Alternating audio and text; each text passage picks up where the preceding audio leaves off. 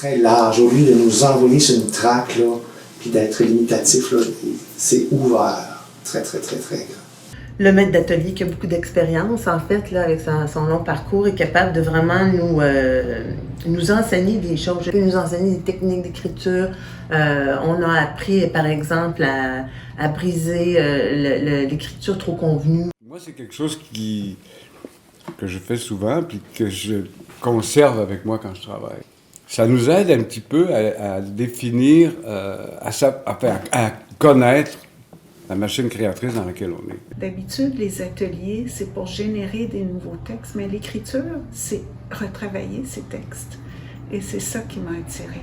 La dernière fois, on a bien travaillé, puis j'étais capable de clarifier, là. C'était comme au début, là, il y avait quelque chose dans l'espèce de chronologie, là, qu'on comprenne vraiment bien au début que c'est comme elle raconte quelque chose qui s'est passé, mais elle va l'avoir raconté plus tard, mais on comprend que... Puis elle la raconte au présent parce que ça... Oui. Qui prend le temps vraiment de donner des commentaires qui sont personnalisés, de lire, de reprendre. C'est vraiment très apprécié, là. Qu'est-ce qui te fait douter de ces passages-là, en général? Ah, la question que tu te poses, c'est pourquoi est-ce que tu rebaptiserais tous les personnages? Qu'est-ce qui pour faire un détachement entre l'histoire et ma vraie vie. J'aimerais qu'ils soient plus riches, comme le restant du texte. Mais en même temps, il ne faut pas que tu leur enlèves. Mais les rouges, ça, je les garde. Mais c'est vraiment quand le texte est orange. Donc, il n'y en a pas tant que ça. Ben, le début est mauvais, c'est surtout ça la morale. Alors, ben ça, les débuts, on a toujours de la misère avec ça.